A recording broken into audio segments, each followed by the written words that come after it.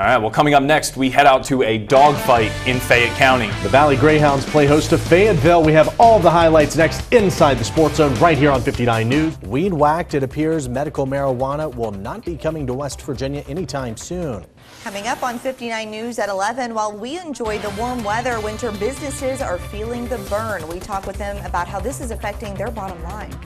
Right now on 59 News at 11, pension protection. There are new developments tonight in the fight to protect retired coal miners. Graduation day, high school seniors are preparing to proudly take the next step as they walk across the stage. Drug detectors. Man's best friend is being used to sniff out drugs, and the best of the best come from a training facility right here in our area. We take a look at how they go from pup to canine in a 59 News special report. Jumping off, one senior citizen is putting on her jumpsuit and taking the leap off the New River Gorge Bridge. Next here on 59 News at 6, fans are out at the ballpark to celebrate America's pastime and even National Hot Dog Day. Sports Director Brandon Van Sickle is joining us right after the break. Keep it here.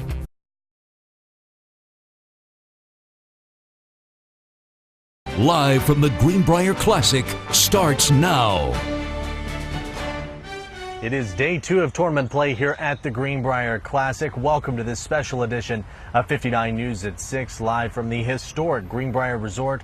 I'm Tim Carrico. And I'm Jessica Schuler. Certainly a lot of surprises on day 2 of the tournament. A sleeper taking the lead, and it's been a pretty interesting day as far as the golfing goes here at the Greenbrier. So, of course, Sports Director Brandon Van Sickle has been out on the old white TBC for the entire day, tracking all of the highlights. He joins us now live from the grounds of the Greenbrier with more on day 2 of tournament play. Brandon?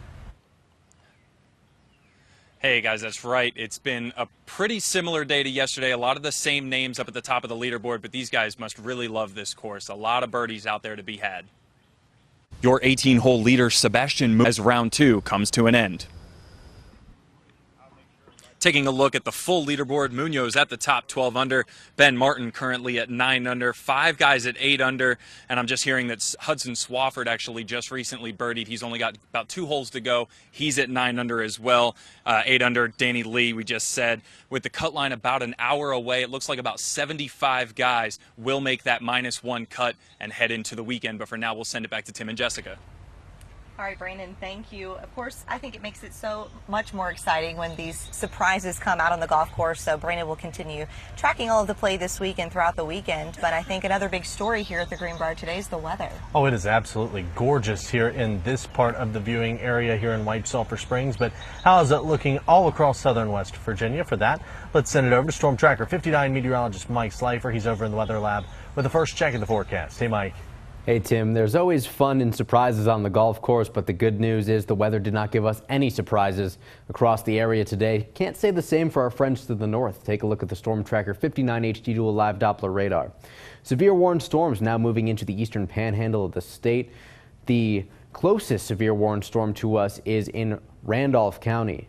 It is heading towards Pendleton County right now. It brushes the very tip of Pocahontas County. We're continuing to watch that, but if we do zoom in a little bit further, you can see that squall line has broken apart significantly. We are still dry. We currently do not have any rain falling in our area, so overall I think we'll see these conditions continue, and into the overnight period we should keep those dry conditions around. All right, Mike, thanks a lot. Well, you know, of course, we've already talked about the golf and who's leading the leaderboard today, but one big thing that we haven't touched on yet is, of course, the iconic Springhouse Trophy, which is what they're all vying for this week.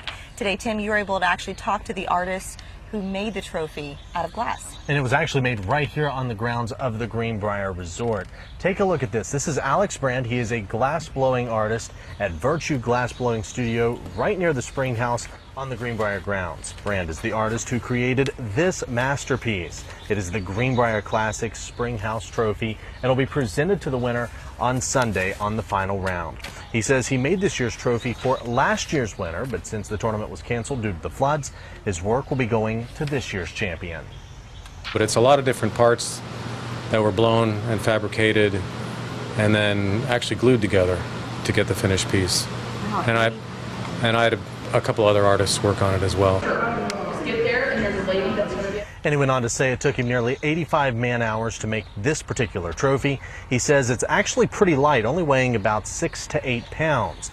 The Springhouse Trophy will be on display to fans throughout the course tomorrow and Sunday on the Old White TPC. But Jessica, it is just absolutely gorgeous to see, and it's actually not too big either. It is just the perfect size for the champion. So beautiful. It's just hard to believe all the detail that went into this piece. And Tim, you and I were able to go and watch him make some other glass work today in his shop there, and it was fascinating. Probably one of my favorite things that I've seen on the grounds of the Greenbrier, and it's something I didn't even know was here. So if you visit the Greenbrier, you've got to go check this guy out and watch him do the glass blowing. It's really cool. He's located just behind us here at the Springhouse, so it's up on Alabama Row, which is some of the most historic buildings here on the ground, so be sure to go up and visit them. But Jessica, you know, here at America's Resort, they are also celebrating America's heroes here on the 18th green today. This is a really great thing to see out on the golf course. Members of the West Virginia Army National Guard and the Coast Guard from Virginia Beach are holding the pin flag today on the green of the 18th hole.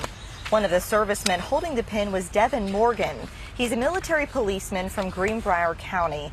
He says being out on the course today and serving our country is a great honor. Honestly, being as that I'm from Greenbrier County myself, it's really an honor to be here and be able to represent the military and my own county, especially after the devastation that came through here with the floods and everything of that nature. So it's really nice to be able to be a part of all this. Morgan got to meet and shake hands with many of the golfers playing through 18 today. Each person worked an hour shift holding the pin flag, and this was, you know, a real memorable moment for the members of our military. Great thing to see out on the Old White TPC.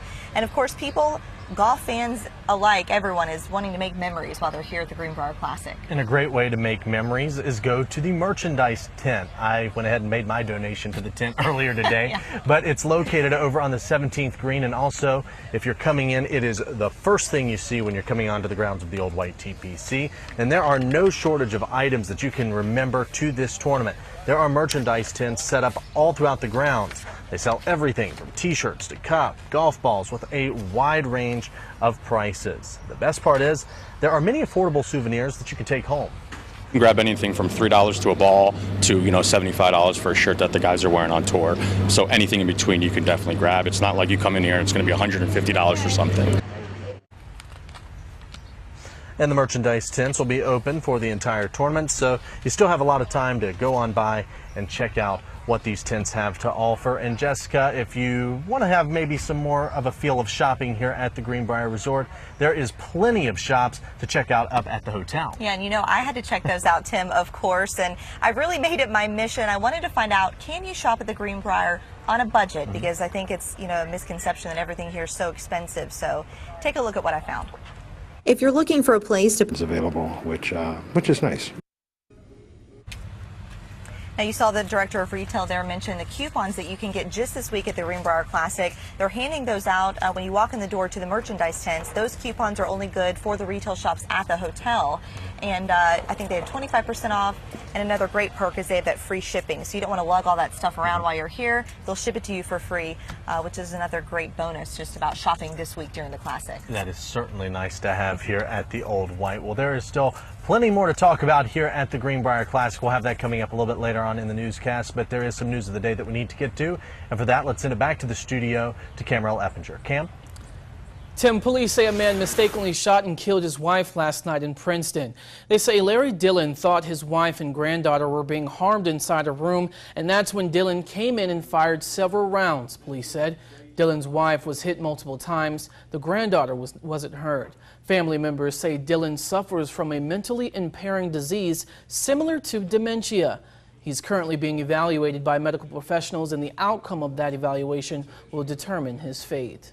The defendant is found incompetent to be criminally responsible and they cannot be restored to competency, then they could be held in a mental hospital for the duration of the time that they're facing. Dillon will undergo a competency evaluation at the Mildred Mitchell Bateman Hospital in Huntington. If he's found incompetent, he could be sent to a Sharp Hospital, which is the state's mental health hospital. Coming up here on 59 News at 6, we'll get a full look at the forecast with Storm Checker 59 meteorologist Mike Slifer. You're watching CBS 59 News at 6.